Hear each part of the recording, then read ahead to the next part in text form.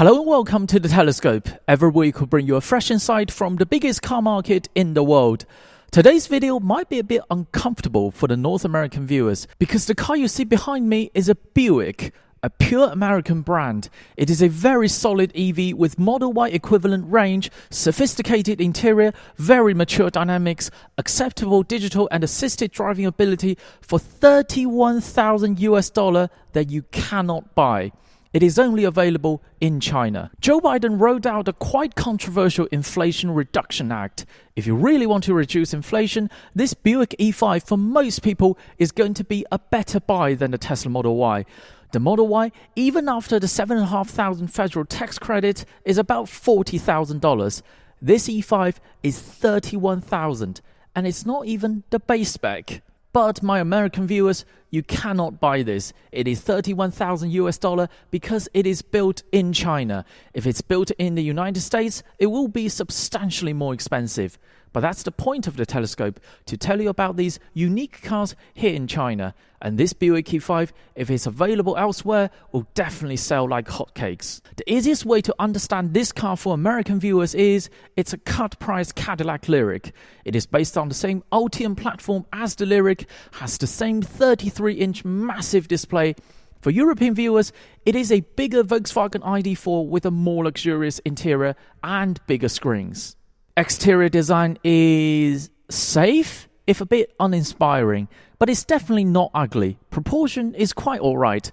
You can feel its presence, but it's not excessively big. Its width measures at 1905mm, which is wider than the limit of most double-decker mechanical parking spaces in Shanghai, but they actually all have a bit of extra tolerance, normally at 1940mm. I can park my Jaguar F-Type into them if I concentrate, and the F-Type is 1923mm. You might scratch the wheels, but in a pinch, you can still do it. Interior is where this car scores. The massive 33-inch display is very catchy, and the chip driving it is the very popular Qualcomm 8155. So all of the graphics are high frame rate, not clunky at all. If you like physical controls, then you will love the interior of the Buick E5 because you don't need to go into the menus, go into the touch screens to adjust your mirror. There are dedicated physical controls for that. The steering wheel is also manually adjustable. There is a volume dial and you can mute everything simply by pressing down on it. You will appreciate this a lot when you briefly need to talk to someone, ask for directions and briefly ask for the parking rate. It is a lot better than trying to press some buttons on the steering wheel which could have multi-purpose. You could assign that to have different functions at different times. At that moment in time, you just want the stereo and everything to shut up.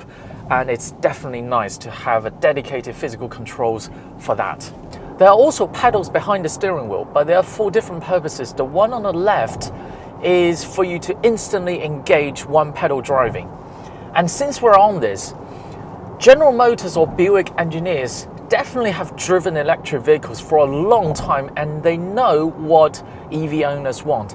This car has the strongest regen under the one pedal driving mode I've ever experienced in any EV. The only thing that comes close is probably the BMW i3 from maybe a decade ago, and my memories on that is already slightly blurry. But the regen on this car under the one pedal driving mode is definitely very strong. It's a lot stronger than even the Tesla. So now we're doing 90 kilometers an hour. If I lift off the pedal completely, if I don't prepare my body for it, this is what it looks like. I'm not exaggerating the braking feel. It's really as strong as that. So if you love one pedal driving, you will love this. But if you don't want your passengers to feel car sick, you need to modulate the pedals. So if you want strong regen, General Motors, they understand you, they get it. You will also love this car if you've never driven an electric vehicle in your entire life and you don't want any regen whatsoever. I mean, Buick knows how to make cars. You feel right at home. All of the controls are in a familiar layout. Everything instantly works. I can very easily start slicing through the traffic in this car very aggressively after the first 2 or 3 minutes. And that's always a good sign. This car has very predictable dynamics. All of the controls, the steering, the throttle, the brake pedal are on the lighter side. They are definitely lighter than the Germans, but it's not so light to the point that you feel like it's disencouraging you from driving it hard. As a Buick, the comfort, the premium ride quality is definitely here, and it's okay. The car we have here today is the higher spec of the standard range version. It's rated at 545 kilometers CLTC, which is exactly the same as the Tesla Model Y in China. We will flash on the screen for all of the range conversions for your respective regions. The E5 is doing that range on a battery that is 10% bigger than the Tesla Model Y, but the E5 is a substantially bigger car than the Model Y. You have a lot more space. So efficiency-wise, this is quite competitive. I mean, we're on a 19 kilometers run. Today is 37 degrees Celsius outside, direct sunshine, very hot day. We have 2 passengers, aircon set to 22 degrees automatic, and we're averaging 17.5 kilowatt hour per 100 kilometer. This is not bad under this kind of climate. 0 to 100 kilometers acceleration in this car is done in 7.6 seconds, which is definitely slower than the Model Y.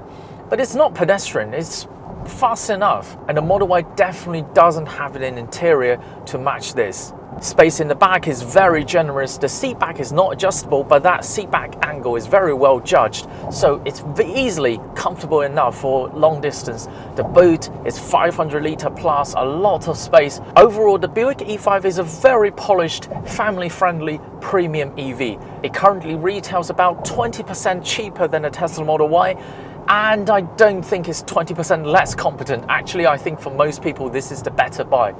It sells about 10% more expensive than the Volkswagen ID.4s, and I definitely think it's worth the premium. In the last 2 months, this car has consistently sold more than 3,500 units per month. That is not bad for a new model. If it can do this well in the most competitive electric market in the world, that is China, can you imagine its performance elsewhere? But in the foreseeable future, this American branded, reasonably priced, all-round solid EV will remain only available in China for $31,000. That is all from the Telescope today. If you enjoyed this video, keep watching, keep subscribing. More videos coming to you very soon.